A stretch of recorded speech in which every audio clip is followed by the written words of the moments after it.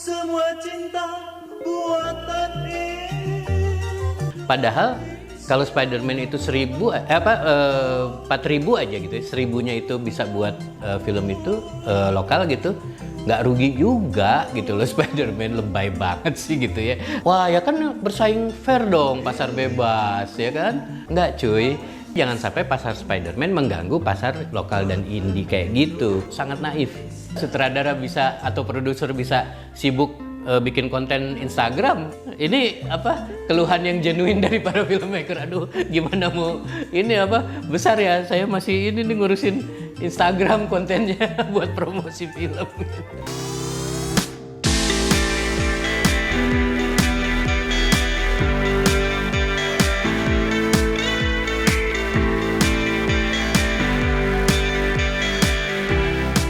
Ke sini. Ke sini.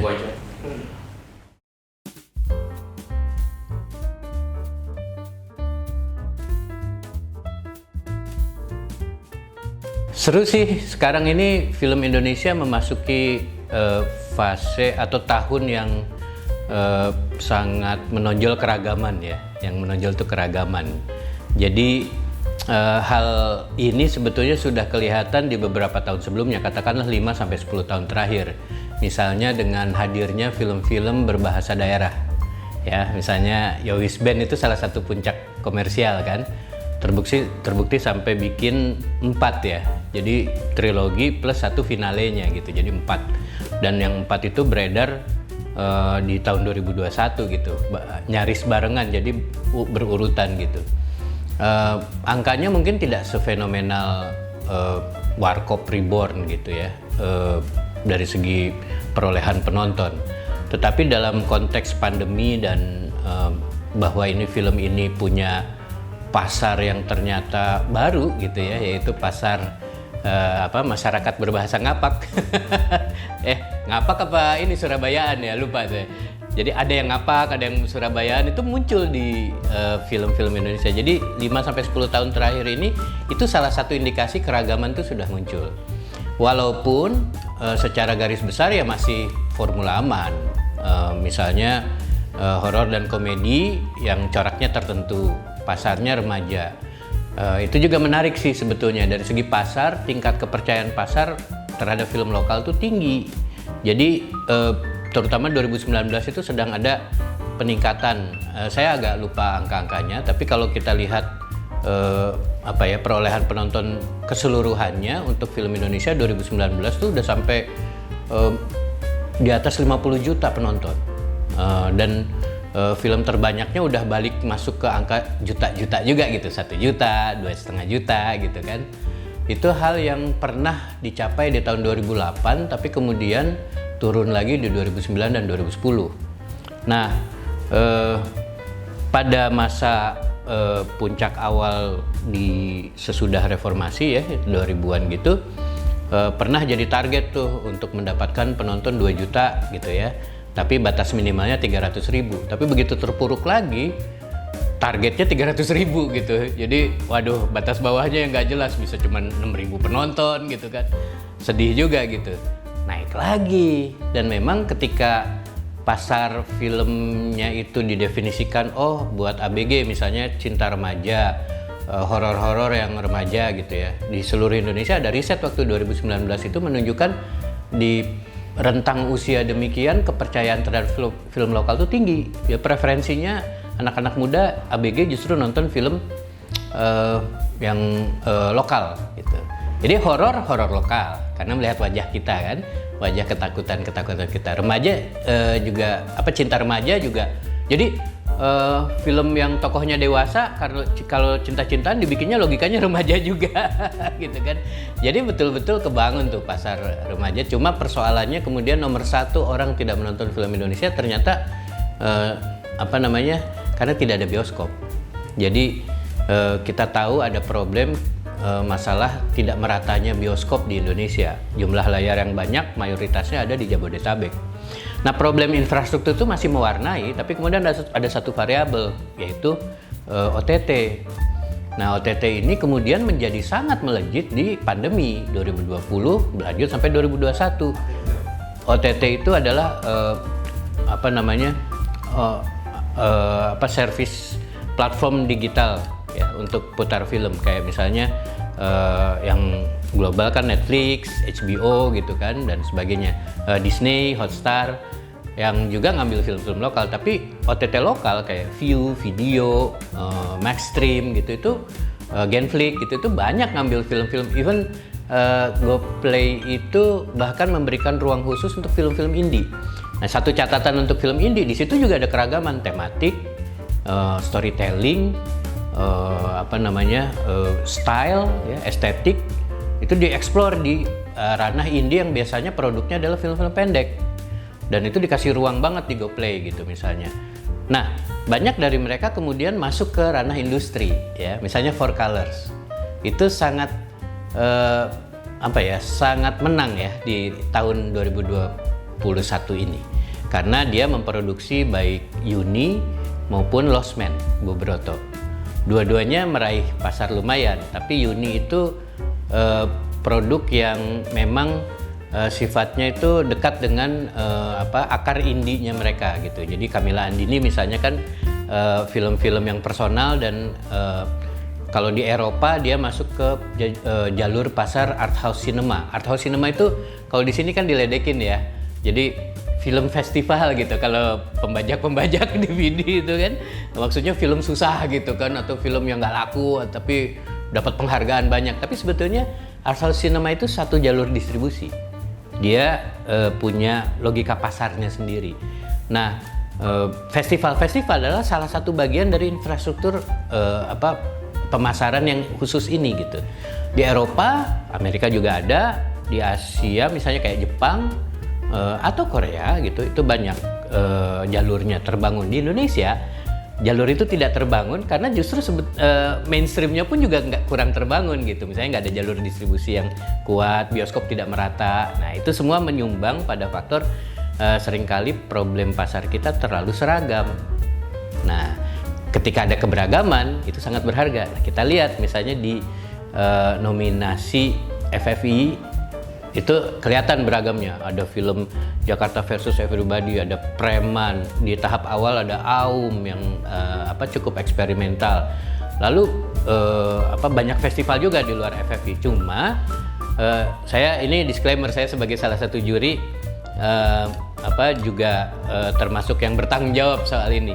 Kalau ngelihat pemenangnya kok kayak nggak beragam karena kan diborong semua oleh Penyalin Cahaya. Tapi padahal kalau kita jajarkan tahun ini di FFI ada Penyalin Cahaya, ada Uni, ada Jakarta versus Everybody, ada Bidadari Mencari Sayap ya. Ada Sejuta Sayang untuknya gitu kan, jadi sangat beragam kelihatan gitu. Ada Preman, ada film Preman yang sangat unik gitu ya, Tarantonian gitu kan. Jadi sebenarnya kalau dari segi nominasinya sangat beragam. Ada Ali dan Ratu-Ratunya gitu ya, jadi sangat beragam. Lihat itunya aja, kalau lihat hasil pemenangan itu sih hasil dinamika juri lah. Jadi saya juga wah kok sayang ya gak mencerminkan keragaman itu. Tapi kita lihat di bioskop dan di OTT, itunya adalah sebuah catatan yang penting, menarik. Oh, ada di samping Yowis Band ada ada Sobat Ambyar.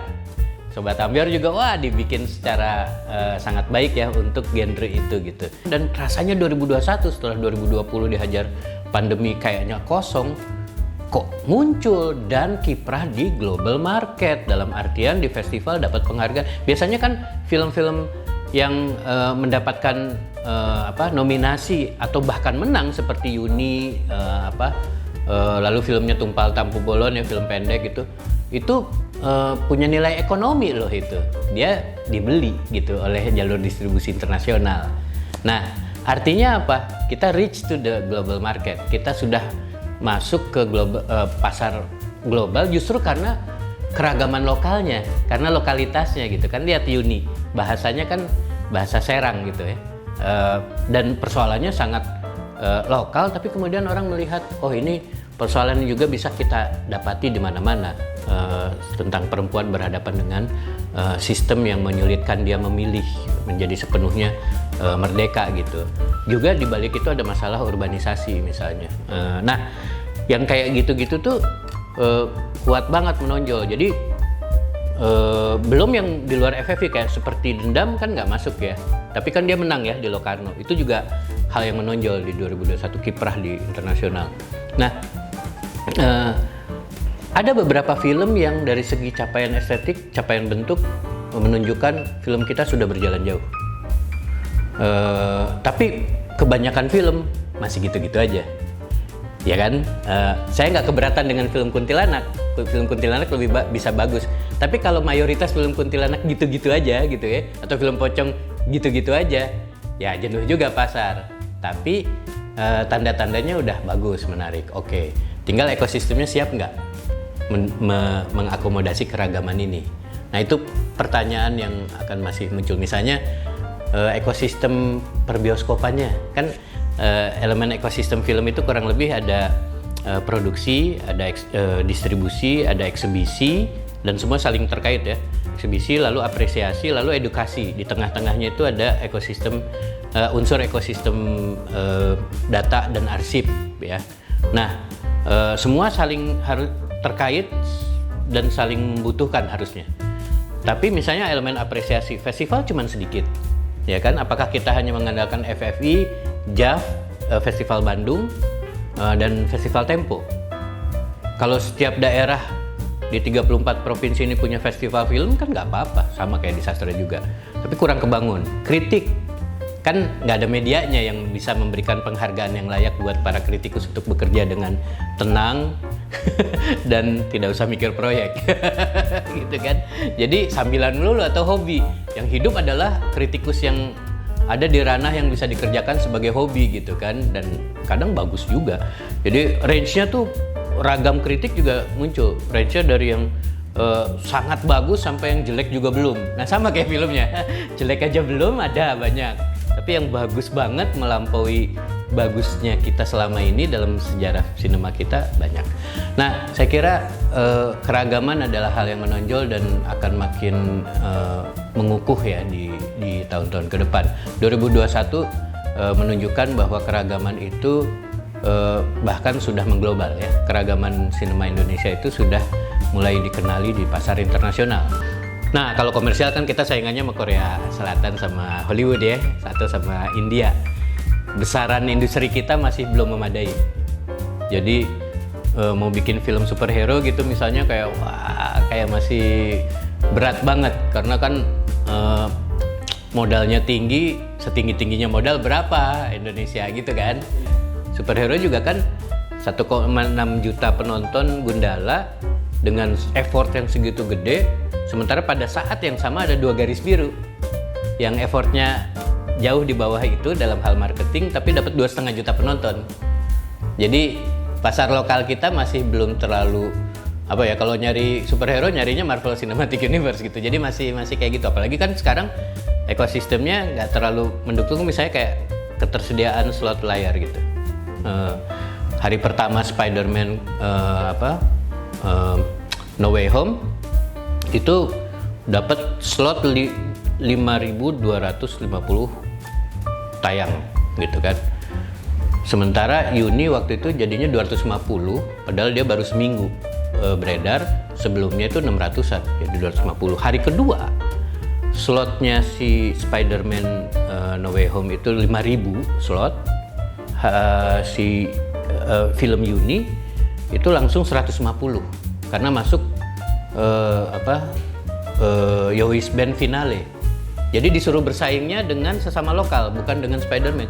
Padahal kalau Spider-Man itu 4.000 aja gitu, 1.000-nya itu bisa buat film itu lokal gitu, nggak rugi juga gitu loh. Spider-Man lebay banget sih gitu ya alokasi slotnya gitu. Jadi saya bilang kayak gini nih harusnya ada pemihakan, bukan sekedar membayangkan wah ya kan bersaing fair dong, pasar bebas ya kan. Kalau memang filmnya diambil pasar, dia akan laku juga gitu. Itu kan hukum pasar. Enggak cuy. Jadi pasar itu jangan dibayangkan tunggal. Kalau kita bilang pasar film lokal macam Uni perlu diproteksi, itu tidak dengan maksud mengambil pasarnya Spider-Man, tapi jangan sampai pasar Spider-Man mengganggu pasar film itu gitu, yang lokal dan indie kayak gitu. Kenapa? Karena dia tidak rugi loh kalau misalnya tidak mengganggu gugat pasar lokal itu. Artinya kemajemukan pasar itu juga harus diupayakan. Itu yang sering orang luput. Jadi dibayangkan pasar itu tunggal. Sebagaimana estetik juga seringnya kan tunggal. Film yang bagus, film yang menghibur, yaitu Spider-Man, gitu kan. Kalau Uni, ya dia apa ya, bukan Spider-Man lah gitu kan. Nah, ya gimana? Nggak bisa tuh kita mengukurnya dengan cara yang sama. Itu sangat naif, gitu. Membayangkan pasar yang tunggal, estetika yang tunggal. Makanya filmnya sendiri sudah majemuk, ekosistemnya mampu nggak mengakomodasi kemajemukan kemajemukan produk budaya itu. Top 3-nya adalah satu Uni. Kalau buat saya film terbaik Indonesia tahun 2021. Nomor 2 agak 11-12 gitu ya. Seperti Dendam, Rindu Harus Dibayar Tuntas. Kalau Seperti Dendam itu capaian bentuk yang luar biasa. Pada Uni itu capaian kultural gitu. Jadi saya menempatkan Uni nomor 1. Nomor 3